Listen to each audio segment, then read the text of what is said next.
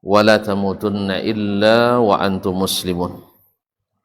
Kaum bapak dan kaum ibu, saudara-saudara dan saudari-saudari yang saya muliakan, yang saya hormati, baik yang hadir di Masjid Abdurrahman ibn Auf radhiyallahu anhu Pekanbaru ataupun yang menyaksikan melalui media dimanapun berada. Dengan izin Allah Subhanahu wa taala, kita bisa sama-sama hadir di tempat yang patut kita hadir padanya.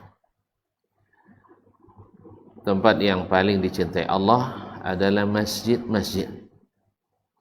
Tentu kegiatan yang paling nggak dengar? Tapi orang ini pada nengok.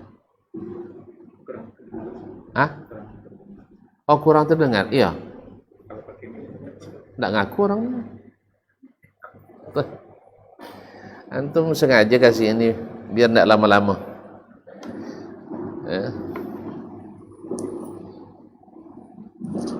Baik. Lebih bagus. Tapi suara nggak asli suara saya jadinya. Nah. Baik, kaum muslimin kaum muslimat dirahmati Allah. Salam dan salam kepada baginda Nabi alaihi salatu wassalam yang mudah-mudahan sentiasa di hati kita. Kita cintai, kita hormati, kita pedomani dan kita teladani. Mudah-mudahan salawat dan salam itu menjadi penyebab kita mendapatkan syafaat nanti di akhirat. Semoga salawat juga disambung dan sampai kepada Ahlul Bait,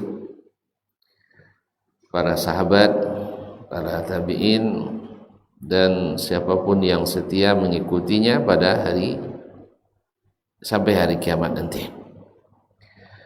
Kaum muslimin, kaum muslimat yang dirahmati Allah Subhanahu wa taala,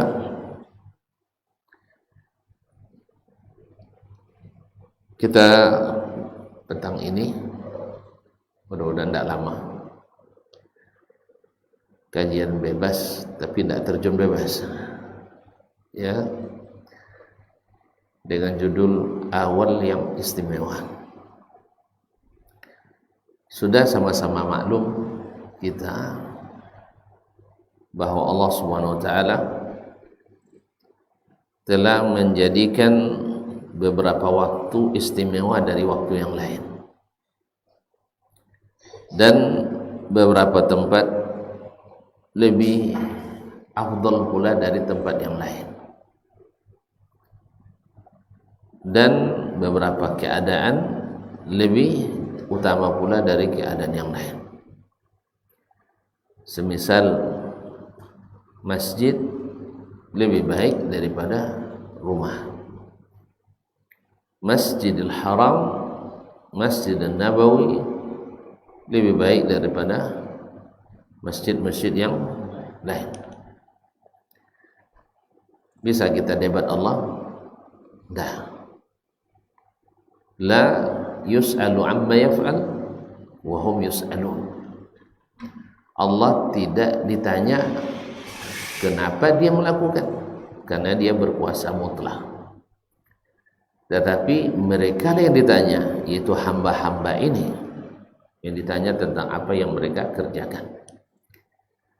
Sebagaimana kita tidak bisa menolak bila lapar harus makan. Ada yang berani nolak? Kayaknya yang tidak ada ilmu menolaknya, menolak makan dulu ya. Masya Allah. Bila haus tidak bisa dihilangkan kecuali dengan minum. Hampa udara kita tidak bisa bernapas. Ini semuanya hukum-hukum Allah yang tak bisa kita tolak. Apalagi hukum-hukum syariatnya. Hukum syariatnya. Kalau hukum syariatnya ada konsekuensi. Dikerjakan kita dapat nilai patuh dan taat. Ditinggalkan atau dilanggar maka kita mendapat predikat orang ahli kesian. Dan tempat di akhirat hanya dua, surga atau neraka. Oleh sebab itu kita berharap selalu mudah-mudahan dunia ini tempat kita mengumpul sebanyak-banyak pahala dan menghindari sebanyak-banyak dosa. Maka Allah ciptakanlah bulan-bulan di mana sebagiannya lebih afdal dari sebagian yang lain. Allah SWT mengatakan, inna iddatas syuhuri indallah 12 syahran fi kitabillah yawma khalaqas samawati wal arda minha arba'atul hurum dzalika ad-dinul qayyim fala tadhlimu fihinna anfusakum. Ma'asyar kiram, sesungguhnya bilangan bulan di sisi Allah adalah 12 bulan fi kitabillah, dalam catatan takdir di Lauhul Mahfuz yang dicatat 50.000 tahun sebelum diciptakan langit dan bumi. Di kitabillah yauma khalaqas samawati wal arda, sejak diciptakannya langit dan bumi. Sejak langit dan bumi diciptakan, bulan sudah ditetapkan hanya 12 bulan. Kayaknya sampai sekarang masih ya? Masih ya? Masih? Alhamdulillah. Pernah dicoba orang untuk memindah-mindahkannya, tapi gagal total, tidak bisa. Tapi alhamdulillah 12 bulan teratur, terukur, tertib, tidak berubah terus. Di kaum muslimin dan muslimat dirahmati Allah SWT. Nah, fi kitabillah yauma khalaqas samawati wal ard minha arba'atul hurum. 4 diantaranya adalah bulan-bulan yang dihormati, bulan-bulan yang diharamkan. Berarti bulan haram lebih afdal daripada bulan halal ya? Sebagaimana tanah haram lebih afdal daripada tanah haram. Iya. Tanah haram lebih afdal daripada tanah halal. Apa makna haram di sini? Diharamkan untuk berbuat zalim dengan segala level dan tingkatan, baik zalim pada diri sendiri, zalim pada orang lain, zalim pada Allah tabaraka wa taala, zalim pada Nabi alaihi salatu wassalam, bahkan zalim pada anak, istri, keluarga. Berarti di bulan lain boleh haram? Boleh zalim? Terus apa maknanya? Kalau Allah mengkhususkan bulan dengan sesuatu, maknanya di situ lebih dari yang lain. Dilebihkan dosanya berbuat zalim pada bulan haram ini, dan diantaranya adalah bulan Al-Muharram. Nabi SAW mengatakan pada hadis Abu Bakar, inna zamana qad istadara kama khalaqallah ila yaumina hadha, sesungguhnya zaman itu berputar sejak diciptakan Allah sampai hari ini sama. As-sanatu 12 syahran, 1 tahun itu 12 bulan. Minha arba'atun hurum, 3 mutawaliyat, di antaranya 4 bulan yang diharamkan, 3 di antaranya berurut, Zulqa'dah wa Zulhijjah wal Muharram, wa wahidun fard wa huwa Rajab Mudhar, dan 1 bulan terpisah yaitu bulan Rajab Mudhar. Kaum muslimin dan muslimat, kenapa istimewa awal tahun ini? Nabi alaihissalam, Allah, para ulama menyebutkan dijadikannya bulan haram di bulan Muharram, yaitu bulan pertama atau di tahun baru Hijriyah. Hikmahnya diantaranya wallahu alam, Disebutkan oleh para ulama bahwasanya tahun lalu ditutup dengan bulan Zulhijjah. Zulhijjah bulan apa? Bulan haram. Zulhijjah bulan haram. Maka munasabah dibuka tahun baru dengan bulan haram. Sehingga kita dari tahun ke tahun pindah dari bulan haram ke bulan haram. Sampai Zulhijjah tahun depan lagi, bulan haram lagi, disambut di bulan baru, tahun baru dengan bulan Al-Muharram. Maka diakhiri dengan amalan-amalan besar dan dimulai pula tahun dengan amalan-amalan besar. Dan itu pasti kaum muslimin dan muslimat sangat berpengaruh kepada orang-orang yang punya himmah yang tinggi, punya obsesi yang besar untuk berhasil kembali ke akhirat, membawa pahala-pahala yang besar. Selesai orang haji di bulan haji, sekarang kan orang sedang on fire dan semangat ya, baik yang pergi haji dan bahkan kita yang tidak ikut haji sekalipun. Masih ingat kita berkorban, masih ingat puasa 10 hari pertama atau beramal saleh 10 hari pertama bulan Zulhijjah, belum lagi bertakbir, Masya Allah 4 hari di hari nahar sampai hari-hari tasyriq. Nah semangat itu sampai sekarang masih. Nah disambut lagi dengan bulan yang istimewa, yaitu Al-Muharram. Di antara hikmah yang disebut oleh para ulama pula kaum muslimin dan muslimat yang dirahmati Allah, kenapa bulan haram dijadikan setelah bulan haji. Dan tuan-tuan tahu bahwa bulan haji ada berapa? Bulan haji Zulqa'dah, Zulhijjah. Dan haji dilaksanakan di bulan Zulhijjah. Mulai tanggal 1. Prosesi puncak haji tanggal 8. Antum langsung ke Arafah ya. Ini terpengaruh oleh Kemenang RI ini, Armina, Arafah, Mina, Muzdalifah, Mina. Tanggal 8 hari Tarwiyah orang ke Mina. Nanti tanggal 9 pagi orang ke Arafah. Terbenam matahari di Arafah tanggal 8 menuju Muzdalifah. Malam sampai pagi di situ, selepas subuh menjelang terbit matahari berangkat pula menuju Mina, melontar jumrah Aqabah. Sudah setelah itu melontar, bisa tawaf ifadah atau menyembelih dam atau menyembelih kurban, kemudian bercukur atau tahallul. Na'asyul kiram dirahmati Allah SWT. Kemudian bermalam di Mina selama tiga malam bagi yang menyempurnakan. Bagi yang nak bersegera boleh bermalam sampai tanggal 12. Dan tanggal 12 sebelum terbenam matahari dia sudah harus meninggalkan Mina. Ini kan luar biasa semangat. Orang-orang yang kadang sakit tapi sampai di sana bisa melaksanakan semua kerjaannya dengan sendiri. Ada diceritakan oleh Syekh Muhammad Hasan dari Mesir. Ada ibu-ibu di rumah sakit semuanya pakai selang.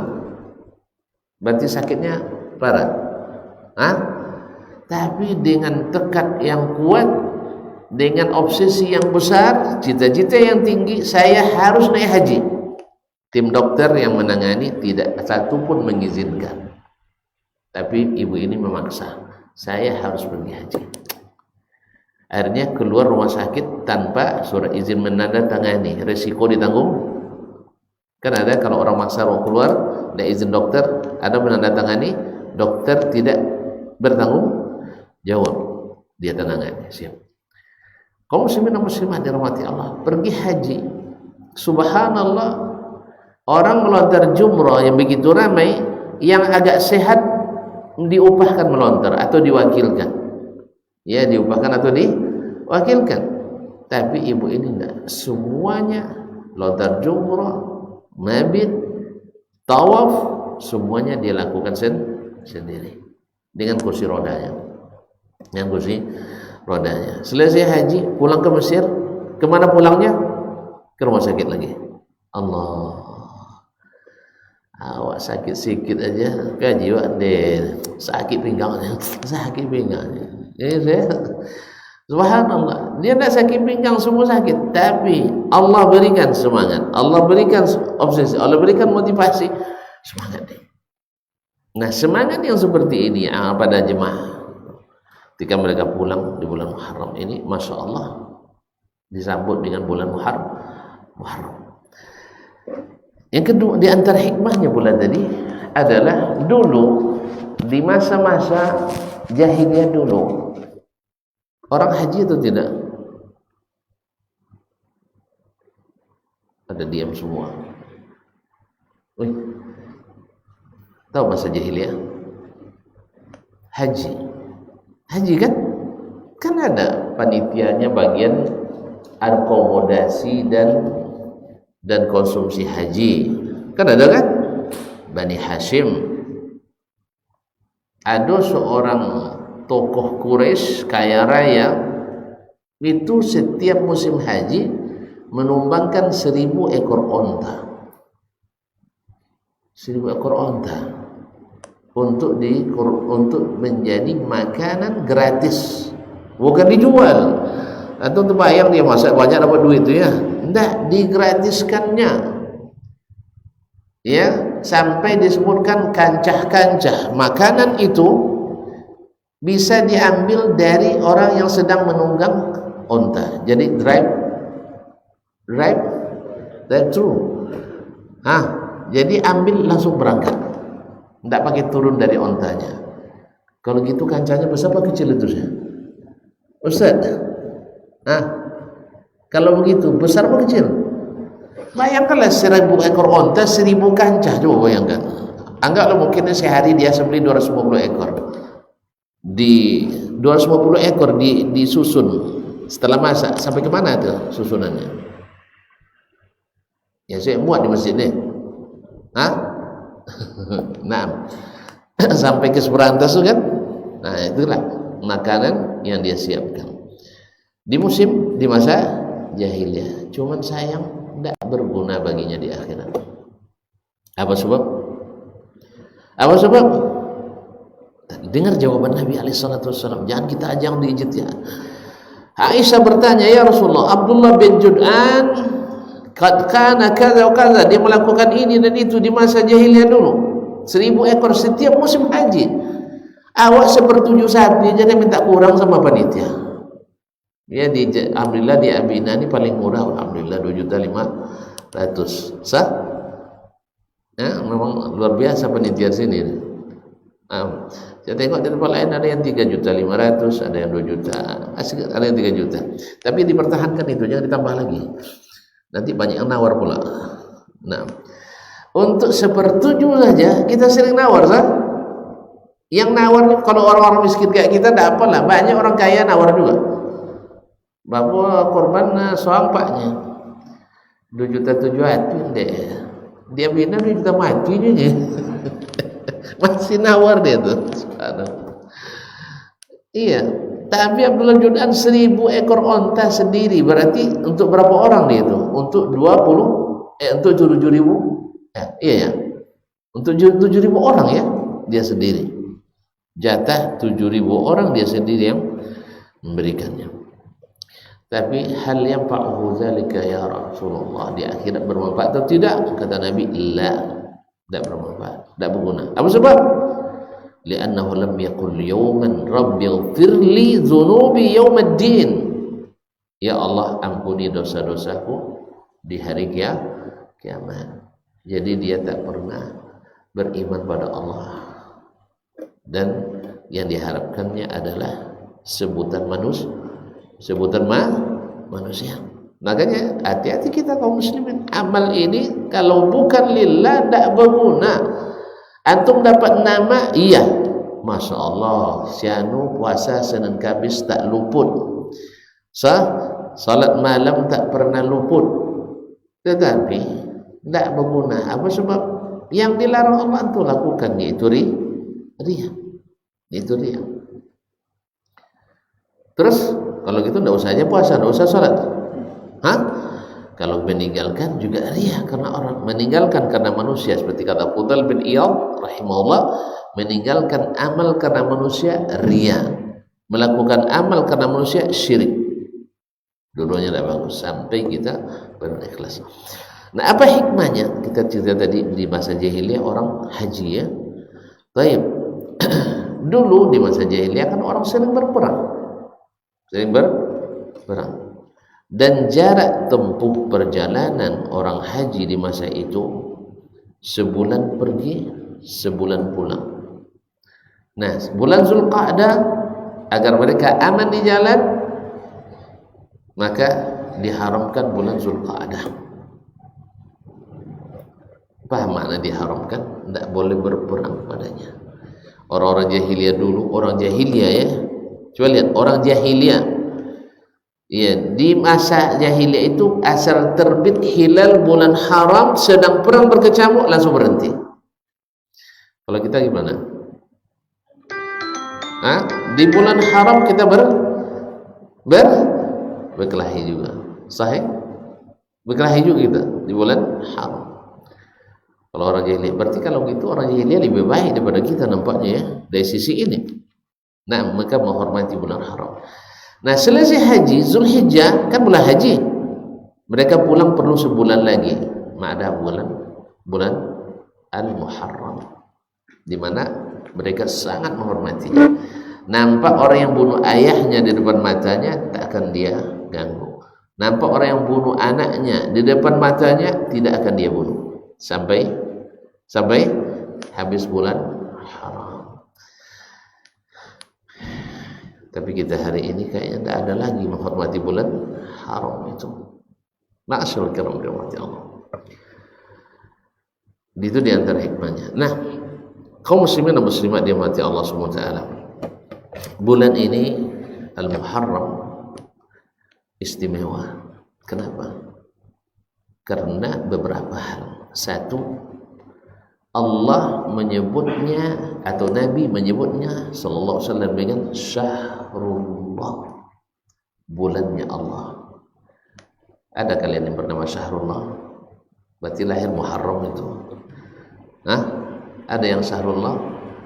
Kayaknya di dosen kita ada namanya syahrullah ya, atau syahrul rahman. Ada ya nak? Berarti lahir bulan, mungkin lahir di bulan Muharram.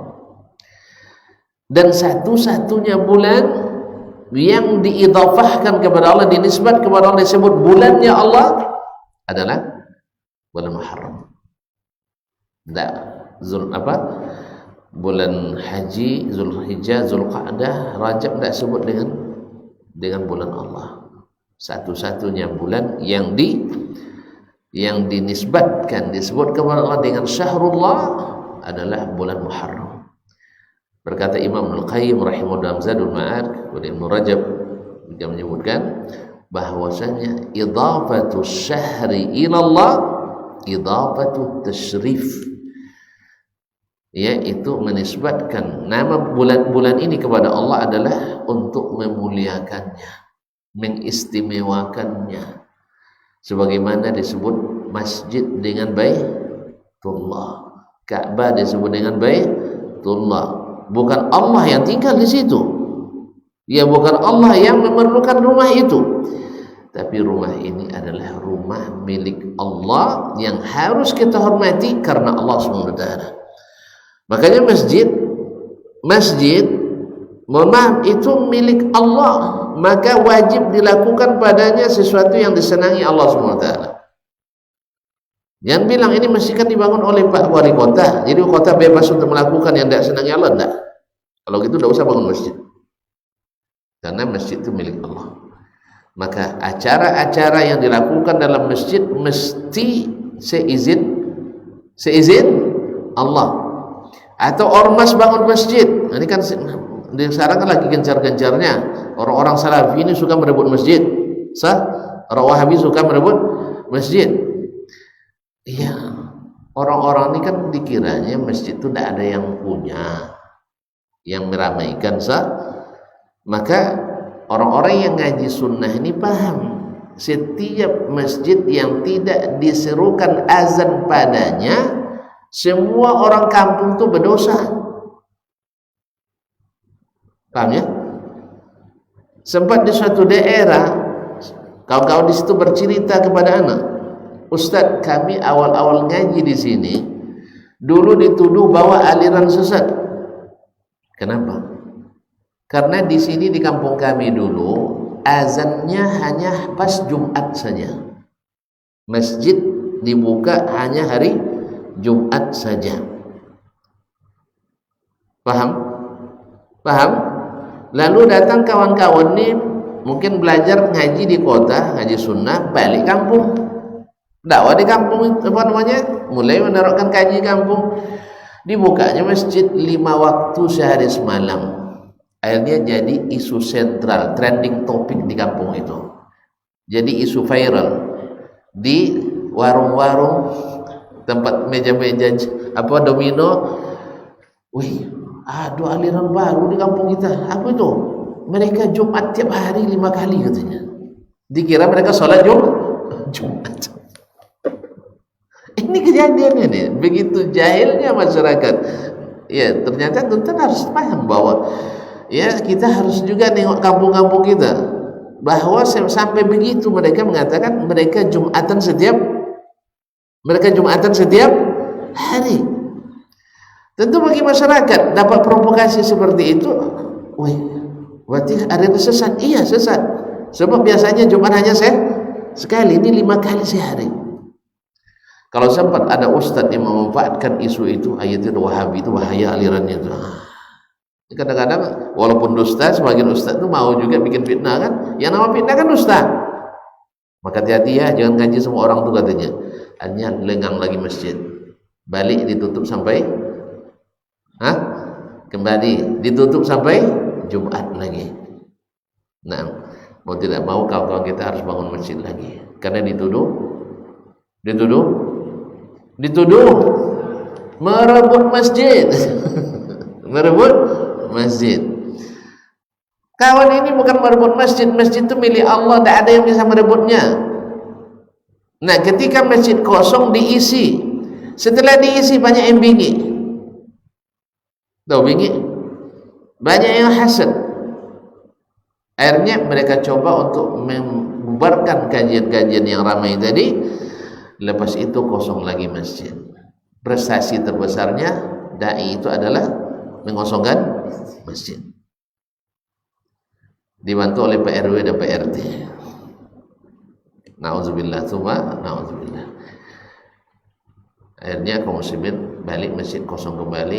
Jumat sekali saya pekat. Tadi Jumatnya 5 kali saya sehari. La ilaha illallah Muhammadur Rasulullah. Kaum muslimin dan muslimat. Nah, kembali ke bulan haram tadi. Jadi Allah menyebut bulan ini dengan Syahrul Muharram. Yaitu ketika ditanya kepada Nabi alaihi salatu wassalam, ditanya kepada Nabi alaihi salatu wassalam tentang ma afdalus siyam atau ayyus siyami afdal. Dalam hadis riwayat Imam Muslim dari Abu Hurairah radhiyallahu taala, Nabi mengatakan afdalus siyami ba'da Ramadan Syahrullahil Muharram. Abdul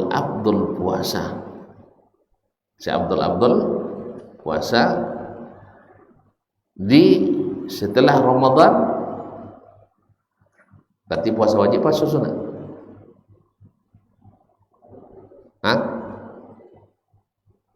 Gimana? Wajib puasa di bulan Muharram? Nggak ada ya? Berarti puasa sunat. Nah, Abdul puasa setelah Ramadan. Kenapa dijadikan Ramadan? Karena tentu yang paling Abdul puasa itu adalah puasa Ramadan. Nah, mengiringi puasa Ramadan, afdaliyahnya adalah puasa di bulan Allah. Disebut dari bulan Allah. Kan kita katakan tadi dia mulia, salah satunya karena dia disebut dengan Syahrullah, bulan Allah. Syahrullahil Muharram. Kemudian disebut dengan Al-Muharram. muharram, yang diharamkan padanya al-qital, berperang. Sehingga di masa jahiliyah terkenal dengan al-asam, asy-syahrul asam. Apa makna asam? Yang asam. Hah? Al-asam adalah bulan yang peka. Apa makna peka? Kalau orang peka kenapa? Orang peka, apa yang terjadi kalau peka? Dunia ini tenang, adem. Wih, orang peka, dunia baginya adem, adem ayem, tak ada yang terdengar. Coba lah tulis, mau coba. Orang tuli, tenang tak? Orang tuli, tenang tak? Hah? Makanya kalau antum tidak bisa menahan suara yang memekakkan, suara yang tidak menyenangkan, pekakkan. Jelas ya? Sumbat telinga itu, sumbat telinga. Ada suara-suara yang antum tidak bisa menahannya, tahan. Dulu Amr bin Tufail al-Uzai, ad-Dawsi, ketika dia datang ke Mekah, orang Mekah bikin provokasi bahwa Muhammad sudah berbahaya. Kenapa? Pokoknya berbahaya. Siapa mendengarnya tersihir, macam orang gila. Dia penyair, tapi bukan pemusik ya. Iya. Orang Arab bilang dia penyair, bukan pemusik. Paham mereka bahwa Nabi tak suka musik. Nah, jadi kaum muslimin dan muslimat, lalu gimana caranya? Pokoknya jangan sampai terdengar Muhammad bercakap, jangan sampai terdengar Muhammad berbicara. Subhanallah, obatnya kan senang sekali. Apa itu? Masukkan kapas ke dalam telinga. Jadi antum misalnya kalau tak senang dengan istri bacaco, tahu bacaco? Masukkan kapas sama telinga. Atau misalnya antum punya istri yang ngoroknya seperti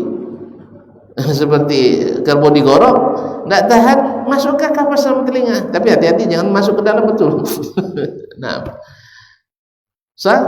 akhirnya Amr bin Tufail al-Dawsi rahimahullah radhiyallahu taala anhu mengikuti petuah orang Quraisy.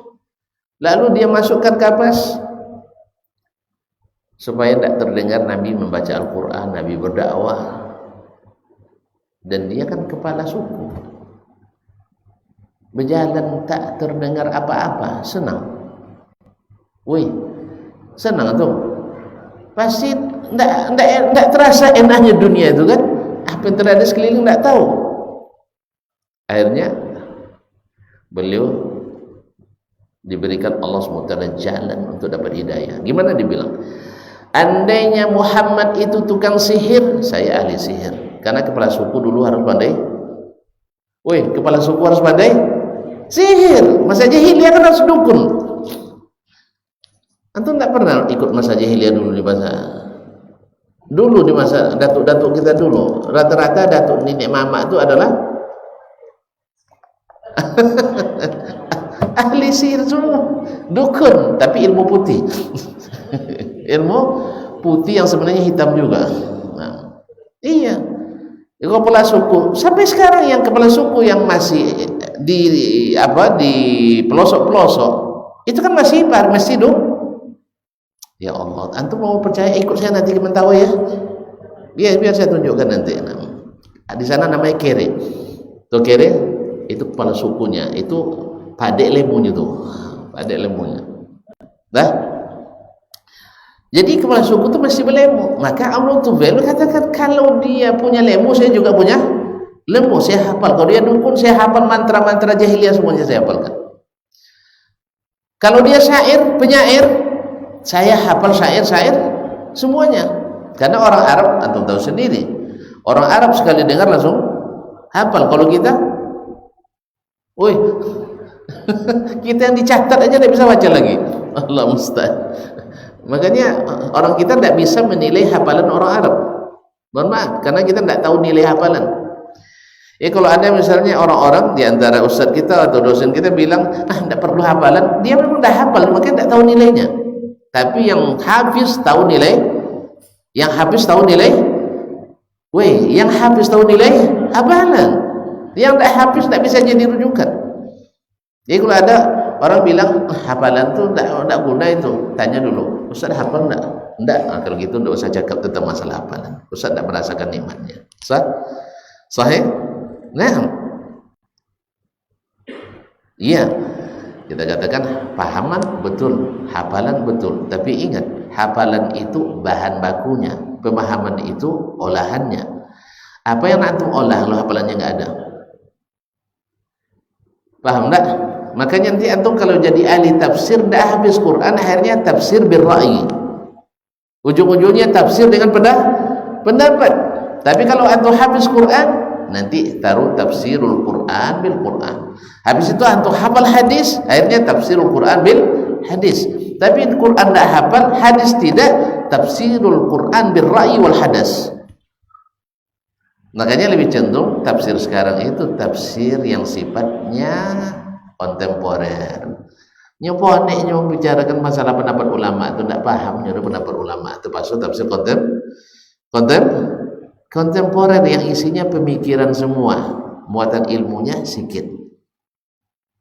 Ini beda nanti. Orang dulu tafsir tematik, kumpulkan semua ayat yang berkaitan dengan masalah. Kalau hari ini tafsir tematik cukup satu dua ayat dah selesai. Allah musta'an. Balik ke bulan Muharram. Apa makna asom tadi? Ini itu yang saya maksudkan tadi. Peka. Kalau peka artinya berarti saya gagal menjelaskannya. Saya kan sudah banyak kasih contoh tadi. Kalau peka tak terdengar apa-apa. Berarti kalau disebut dia dengan bulan peka, maknanya di bulan itu tak terdengar apa-apa. Apa maknanya tak terdengar dentingan adu senjata? Itu maknanya.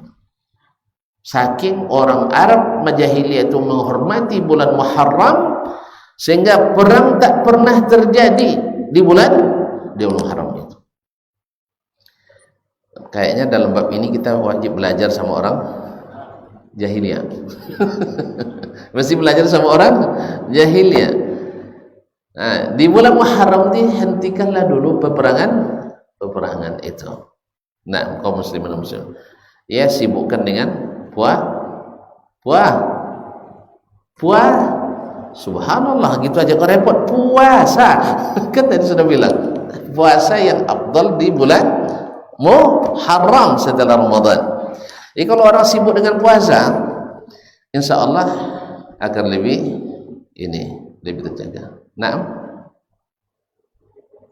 apa? Belum dengar? Biarkan orang tua azan dulu. Biarkan orang tua azan. Hah? Saya azan. Gimana? Iya, orang sudah azan sekarang. Kita teruskan atau tunggu orang tua dulu? Kita azan juga. Saya. Silakan maju.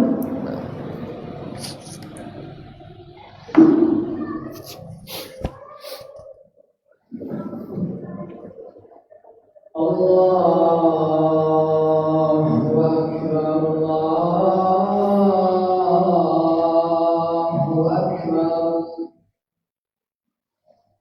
Allahu Akbar, Allahu Akbar.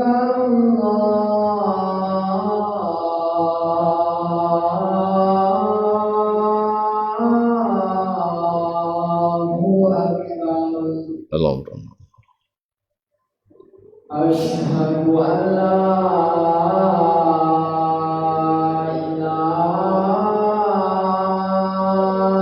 illallah.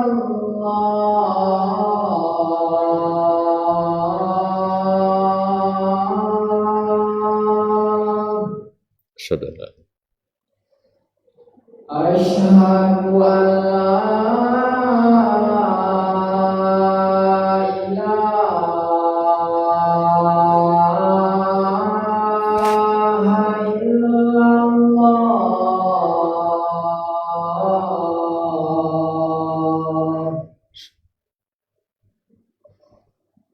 أشهد أن محمدا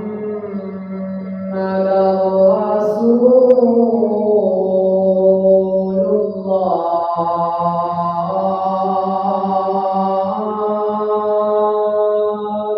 أشهد أشهد أن محمدا رسول الله أشهد حي على الصلاة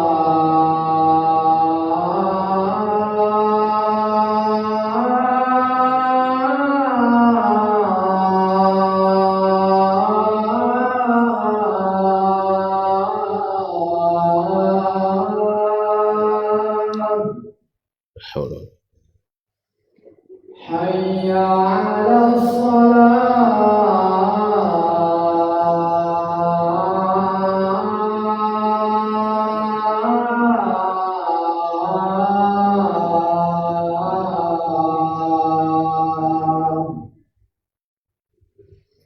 لا حول حي على الفلاح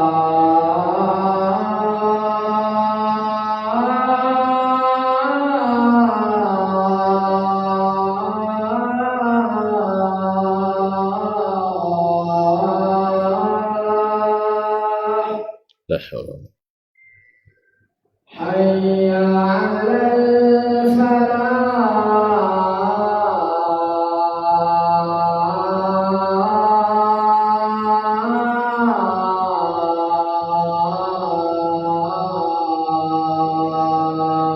لا حول الله أكبر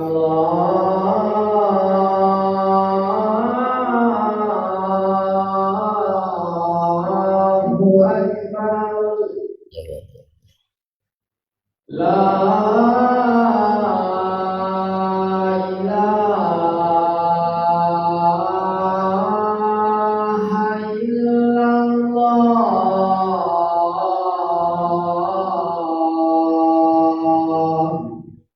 ونشهد أن لا إله إلا الله.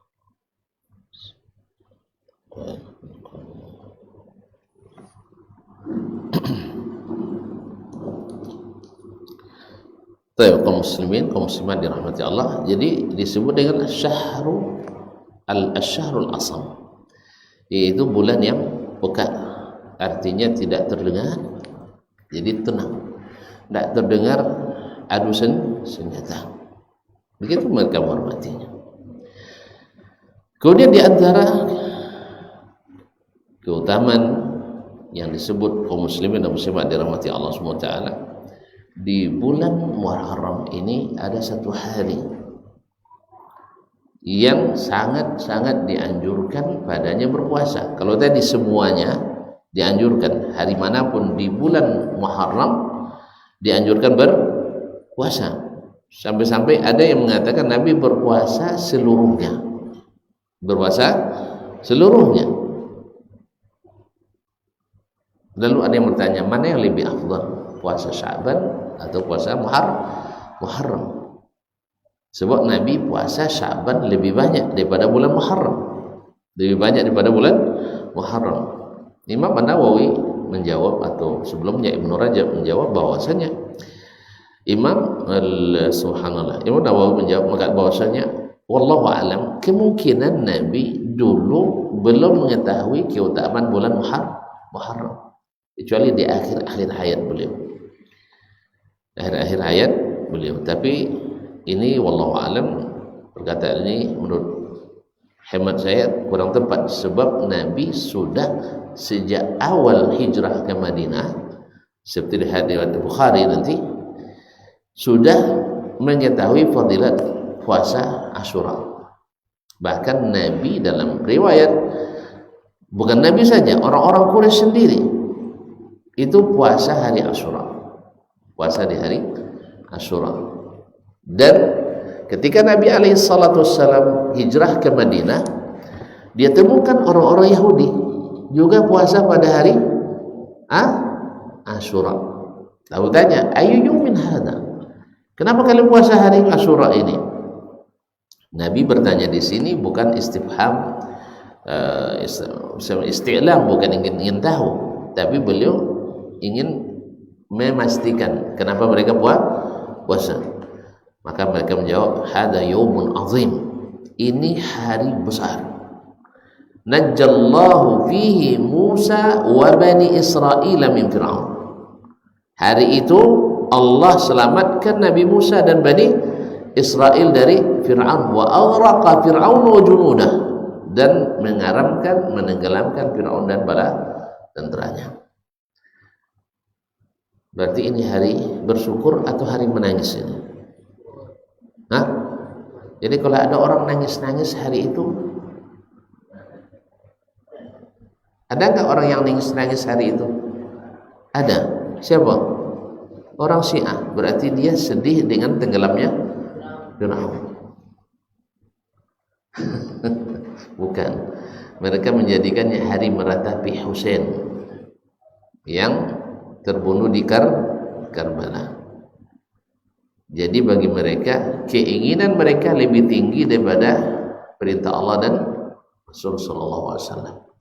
Sejak zaman Nabi Musa sampai Nabi kita Muhammad sallallahu alaihi wasallam, orang bersyukur dengan tenggelamnya Fir'aun dan selamatnya Musa dan Bani Israel. Lalu Nabi katakan kepada orang Yahudi, nahnu aula bi Musa minkum, kami lebih dekat kepada Musa dari kalian. Gimana itu? Kenapa Nabi dan kaum muslimin lebih dekat kepada Musa daripada Bani Israel, Yahudi yang mengikuti agama Nabi Musa? Ini jawabannya bulan depan nampaknya. Paham pertanyaannya? Paham pertanyaan? Jawablah. Kenapa Nabi dan para sahabat lebih dekat kepada Musa daripada Bani Israel yang senasab dengannya, yang kemudian mengikuti agama Musa?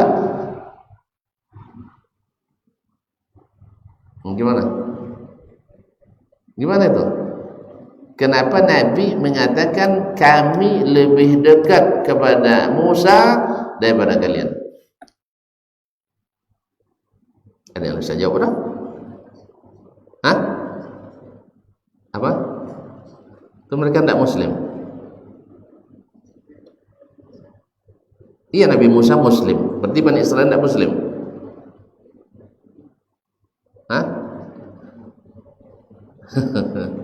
Tapi kalau sama Muslim berarti lebih dekat mereka.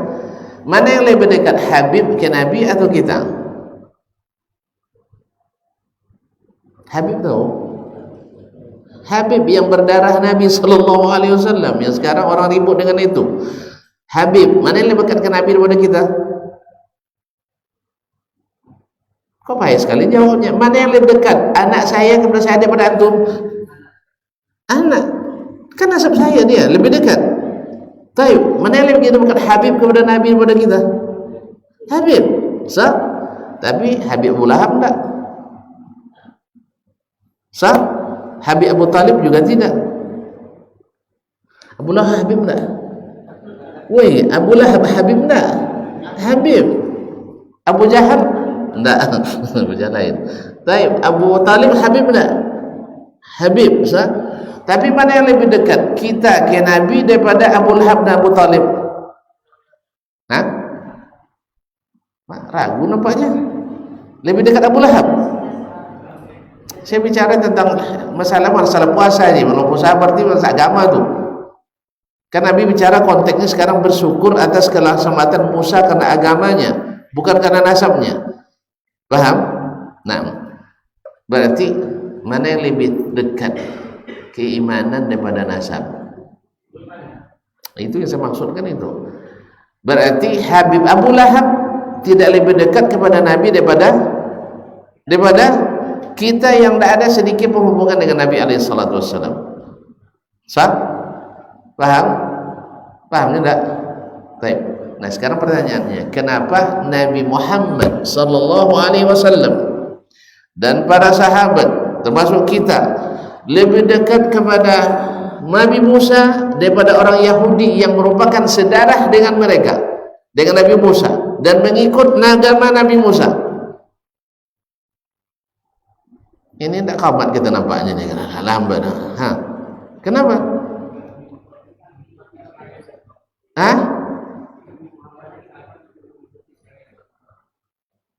Kan masalahnya bukan ke Allah, ke Musa ini. Kita bicara ke Musa, bukan ke Allah.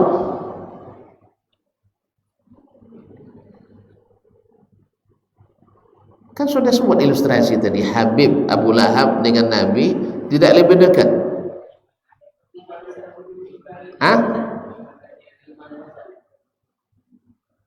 Gimana? Mereka pengikut Nabi Musa.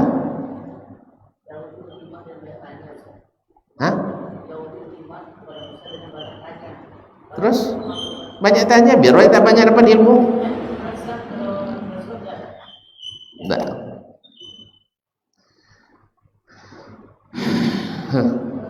Kenapa?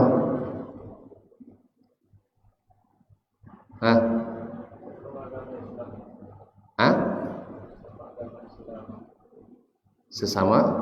Siapa yang sama agama Islam? Baik, Yahudi tidak Islam, tapi ikut Nabi Musa dia.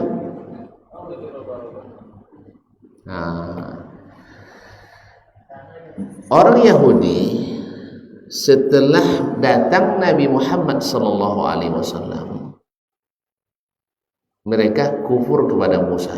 Kenapa kufur kepada Musa? Kenapa dia dihitung kufur kepada Musa? Karena tidak beriman kepada Nabi Muhammad sallallahu alaihi wasallam. Sesungguhnya kafir ke seorang nabi, kafir kepada semua nabi. Kadzabat qaum Nuhinil mursalin. Kaum Nuh kafir kepada semua rasul. Padahal rasul diutus kepada kaum Nuh berapa orang? Pada nengok aja semua lah. Yang diutus kepada Nabi umat Nabi Nuh berapa orang rasul? Satu aja, Nabi Nuh. Ya Allah, tuan-tuan, lupa kan habis tidak beriman mereka setelah mereka tidak beriman pada Nabi Nuh, akhirnya tenggelamkan, dimusnahkan. Berarti habis Nuh tidak ada lagi nabi ke umat Nabi Nuh. Tapi ketika mereka kafir kepada Nabi Nuh, dihitung kafir kepada semua rasul. Maka ketika mereka tidak mau beriman pada Nabi Muhammad, mereka jadi orang kau takut nyebut kafir nampaknya. Ketika mereka tidak beriman pada Nabi Muhammad, otomatis kafir kepada Nabi Muhammad sama dengan kafir kepada Nabi Musa alaihissalam. Oleh sebab itu mereka jauh dari Musa, karena mereka sudah keluar dari pengikut Musa alaihissalam. Jelas? Kecuali tadi Abu Lahab dokek dengan Nabi, tapi jauh, nasabnya dekat tapi dia jauh.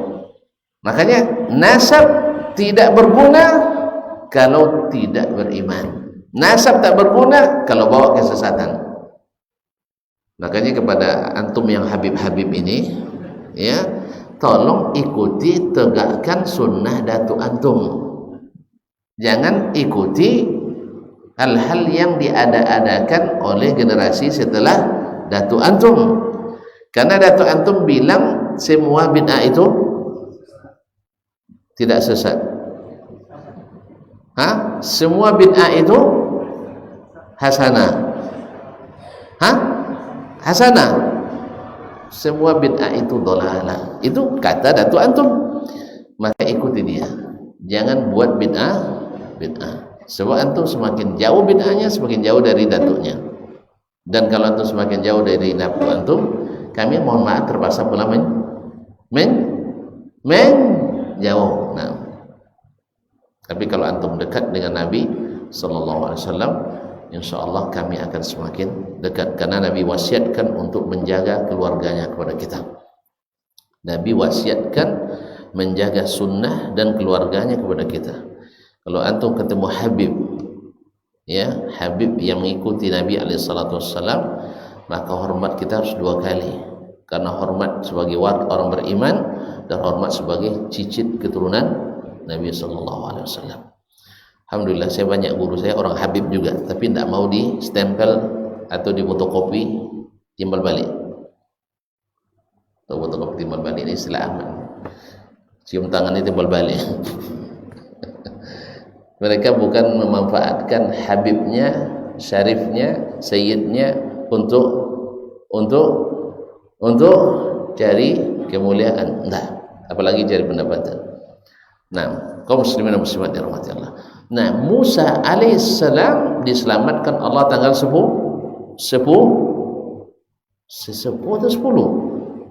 Muharram yang disebut dengan Yaum Ashura. Fasamahu Musa syukran lillah. Musa berpuasa hari itu sebagai tanda syukur pada Allah tabaraka wa taala. Wasamahu Banu Israil, dan Banu Israil ikut puasa. Jadi kaum muslimin dan muslimat, kita sangat kontras dengan apa yang dilakukan para nabi dan rasul. Mereka itu bila bersyukur dia beribadah. Kalau kita bersyukur berpesta ria. Saya masih ingat di pondok dulu, hari Asyura kami bukan puasa tapi bikin bubur Asyura, makan bubur bersama. Saya bubur kacang hijau. Nah, akhirnya dimakan rame-rame. Karena bahasa kita nih bersyukur tuh mesti pesta, sah? Kalau perlu undang artis ibu kota. Padahal para nabi ngajarkan kita syukuran dengan menegakkan amal saleh. Lihat Nabi sallallahu alaihi wasallam ketika ditanya tentang hari Senin, tentang puasa Senin, apa dia jawab? Zaka yauma wulidtu fihi, itu hari saya dilahirkan, hari Senin. Lalu apa yang dilakukan Nabi? Pesta makan? Hah? Atau hari ulang tahun? Enggak, beliau puasa setiap hari Senin. Maka yang puasa setiap Senin lebih cinta Nabi daripada yang maulid sekali setahun. Jelas? Dan saya yakin orang yang sudah menerapkan sunnah Nabi setiap hari, setiap saat, setiap pekan, dia tidak perlu lagi peringatan maulid Nabi, karena dia sudah cinta. Makanya berkata Syekhul Islam Taimiyah rahimahullah, ketika dia mengatakan bagi sebagian orang maulid itu penting, walaupun tidak disyariatkan tapi penting. Apa sebab? Karena di hari itulah dia diingatkan cinta Allah dan Rasul. Karena sepanjang tahun dia tidak cinta pada Allah dan Rasul. Karena kalau orang cinta pada Rasul, dia tanyakan apa yang Allah ingin hari ini saya kerjakan. Apa sunnah Nabi dalam berpakaian saya kerjakan. Apa sunnah Nabi dalam ini dan itu saya kerjakan sesuai kemampuan. Karena Nabi bilang mastata'tum fa'tu minhu mastata'tum. Nah, mungkin dipaksa pula kita. Nah, udah mulai nengok jam saya. Nah, isyarat nampaknya awak imam kalau udah nengok jam terpaksa angkat tangan kita. Dah, selesailah sampai situ dulu. Jadi kaum muslimin, saya ulang kembali. Tahun baru ini adalah tahun istimewa, awal yang istimewa. Kenapa? Selesai amal besar di bulan Zulhijjah dengan haji, disambut dengan bulan suci Ramadan, Muharram. Antum dah ngantuk nampaknya saya. Muharram. Disebut Muharram karena padanya diharamkan berbuat kezaliman. Sampai-sampai orang-orang Arab jahiliyah sangat menghormatinya, sehingga disebut dengan Syahrul Asam, yaitu bulan peka, tak terdengar dentingan penjata pada hari itu atau sebulan itu. Kemudian bulan itu disebut dengan Syahrullah, dinisbatkan kepada Allah, sebagai disebutkan Baitullah sebagai tasyrif kemuliaan. Dan Nabi ditanya tentang puasa yang paling afdal setelah puasa Ramadan, beliau menjawab adalah puasa di bulan haram atau bulan Allah, yaitu bulan Muharram. Yang paling istimewa diantaranya adalah tanggal 10, yaitu bulan 10 yang disebut dengan Asyura. Kemudian mungkin sebelum saya lupa, atau mungkin sering juga untuk sekadar mengingatkan tingkatan puasa Asyura. Ada 3 seperti disebutkan oleh Ibnu Qayyim dalam Zadul Ma'ad, yaitu puasa 9, 10 dan 11. Tingkat kedua adalah puasa 9 dan 10. Yang ketiga adalah puasa tanggal 10. Nah, 9 bulan itu bilang, nah, tanggal 10. Nah, 10 apa? Tapi yang paling afdal adalah puasa sehari sebelumnya, sehari setelahnya, dan hari tanggal 10. Kemudian orang-orang Islam bersyukur dengan beribadah, tidak dengan pesta pora. Nabi Fathu Makkah bersyukur sambil menunduk sampai sorbannya hampir menyentuh leher ontanya. Jelas ya? Ya, diberikan kemenangan bukan mengundang para musisi untuk memeriahkan. Nah, ya, kan tidak diundangnya Hasan bin Sabit untuk main musik ya, enggak. Tapi beliau bersyukur pada Allah Subhanahu wa Ta'ala. Maka dia tawaf dan salat, bukan dengan mengatakan nepuk dada, ini kita menang, siapa yang bagak hari ini, enggak. Tapi dia katakan dia tunduk karena dia tahu itu semata-mata adalah karunia Allah Subhanahu wa Ta'ala. Jadi adalah keliru kita kalau buat di bulan Muharram ini perayaan-perayaan yang kadang-kadang banyak pula mengandung unsur maksiat kepada Allah di dalamnya. Nah, ada pula yang kadang-kadang bikin acara drum band. Drum band itu yang ditampilkan yang jelek-jelek atau yang cantik-cantik? Wih, kalau drum band itu, marching band itu yang ditampilkan yang bau-bau atau yang cancak? Ancak-ancak. Kalau yang cancak ditampilkan untuk diapakan? Untuk dilihat. Taib melihat, mempertontonkan wanita cantik, masih manis, masih gadis, dijadikan acara keislaman, masuk tak? Masuk tak? Tidak masuk. Bukankah Nabi katakan an-nazratul ula lak, pandangan pertama kau dimaafkan, pandangan kedua alaika, dihitung dosa. Lalu disuruh dia lompat-lompat depan kita. Apa yang kita tongkat, apa namanya, mayones yang enak dimakan, apa mayones. Kalau itu apa namanya, yang enak dipandang, kan enak dipandang tuh. Antum macam enggak paham aja. Iya, bikin orang bilang astagfirullah, astagfirullah, astagfirullah. Ada juga bilang bagus juga sering istighfar kita katanya.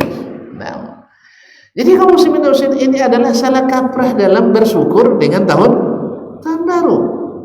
Nabi bersyukur dengan berpuasa. Maka ditanya apa yang dia lakukan di bulan Muharram ini, berpuasa, bukan berpesta. Nah, jadi oleh itu mohon maaf, jangan kita salah kaprah kaum muslimin. Latah orang lain bikin acara tahun baru dengan musik, kita buat pula dengan musik. Orang dengan pawai, dengan atraksi-atraksi, kita pula atraksi itu bukan bagian daripada ibadah. Apalagi kalau tadi yang saya katakan, kemudian mayoritas itu pakai hijab ya, pakai cadar ya, serius lah ya, pakai cadar. Terus pakaiannya cantik atau dibuat kainnya yang tidak baik, pakaiannya tidak menarik dipandang. Woi, kain buruk dikasih itu kain bagus, menarik pandangan atau tidak? Taib. Di mana hadis-hadis tentang larangan melihat yang tidak halal itu kita letakkan? Sebab kita tampilkan. Itulah gara-gara alat musik ada yang Islami. Dan saat ini sudah banyak orang selawatan pakai musik. Dan ada yang sudah mulai baca Quran pakai musik. Lalu kita bantah, kan kata Ustaz Dasman asal isinya baik, musiknya Wih, asal isinya baik, musiknya subhanallah. Kalau liriknya bagus, musiknya la haula wala quwwata. Yang melakukan itu, baca Quran pakai musik itu, alasannya apa? Antum jangan beri, bukan pendapat antum, saya minta yang memakai musik baca Quran, baca salawatan, baca tahlilan, yang pakai musik itu alasannya apa? Hah? Yang dibaca baik. Akhirnya dipakai fatwa Ustaz Dasman yang mengatakan asal isinya baik, maka musiknya menurut Ustaz Dasman, bukan antum. Halal kan itu katanya, asal baik isinya, bagus musiknya. Kalau buruk isinya, buruk musiknya. Jelas? Karena musik tak mengandung hukum katanya. Yang mengandung itu adalah pelakuan terhadap alat itu. Kan ini subhat luar biasa. Dibilang Ustaz ahli subhat tidak mau pula. Ya tidak pula dia mau dibilang ahli subhat, karena ini subhat. Jelas kaum muslimin, yang diharamkan ulama itu, yang diharamkan Nabi itu bukan bunyinya saja, tapi alat yang menjadi sumber bunyi itu. Maka Imam An-Nawawi tegaskan, alatut tarab, alat untuk main musik itu, bukan bunyi musik. Jadi kalau ada yang mengatakan alat tidak ada hukum sama sekali, ini main lari dari kenyataan itu. Antum jangan lari jauh-jauh ya, terangkap juga nanti. Nah, kaum muslimin dan muslimat dirahmati Allah, akhirnya dengan alasan Ustaz Dasman mengatakan, saya bikin ilustrasi, woi, bukan fatwa saya ini. Ya, lambat pahamnya itu masalahnya. Ya, karena Ustaz Dasman, kalau saya sebut Ustaz Farhan marah dia sama saya, itu maksudnya saya bilang paham. Nanti tertuduh pula saya mau fatwakan nanti. Saya ulang lagi. Ini ilustrasi. Kalau saya sebut Ustaz Farhan yang bilang seperti itu, marah Ustaz Farhan sama saya. Saya bilang Ustaz Ahmad yang bilang, marah Ahmad sama saya. Ya, saya bilang pengurus masjid sini, marah pengurus masjid sama saya. Maka saya bilang Dasman. Paham? Hah? Ya ambil loading. Kaum muslimin dan muslimat dirahmati Allah. Karena Ustaz Dasman, paham ya? Memfatwakan asal lagunya bagus, musiknya halal. Kalau buruk, maka musiknya haram. Sekarang baca Quran bagus, berarti boleh pakai musik. Fa inna lillahi wa inna ilaihi raji'un. Memang betul kata Nabi, la tattabi'unna sananal ladzina min qablikum. Kalian pasti akan mengikuti langkah-langkah orang-orang sebelum kalian. Siapa mereka ya Rasulullah? Al-Yahud wa Nasara, Yahudi Nasara? Iya. Siapa lagi? Ketika mereka bermusik di acara ibadahnya, kita pun sudah mulai main musik dengan ibadah kita. Mereka baca Taurat, Talmud, baca Injil, pakai musik. Umat Islam sudah mulai. Betul juga kata Nabi, akan datang nanti satu kaum yang menghalalkan zina, menghalalkan khamar, menghalalkan sutra, menghalalkan alat musik. Mukjizat Nabi pasti terbukti, dan tak mungkin yang menghalalkan itu orang sembarangan, pasti orang terpandang. Kalau tidak bisa, subhat lemah, tidak mampu dia. Mungkin orang-orang biasa, mesti orang-orang luar biasa. Semoga kita tidak jadi yang luar biasa seperti itu. Ya, tak masuk luar biasa yang mengharapkan yang Allah, yang halalkan yang Allah haramkan. Sudah paham? Makanya banyak orang sekarang jingkrak-jingkrak, goyang-goyang, joget-joget sambil berzikir dengan iringan musik, karena isinya bagus. Makanya nanti ada koplo syariat, ada disko syariat, nanti karaoke syariat. Allahumma musta'an. Baik, saya cukup sampai di sini. Mudah-mudahan bermanfaat dan jauh dari segala mudarat. Semoga di bulan haram ini Allah semakin memberikan kita kesadaran untuk mengikuti apa yang telah diaturkannya Wabillahi taufiq wal hidayah. Subhanakallahumma bihamdik asyhadu an la ilaha illa anta astaghfiruka wa atubu ilaik. Wassalamualaikum warahmatullahi wabarakatuh.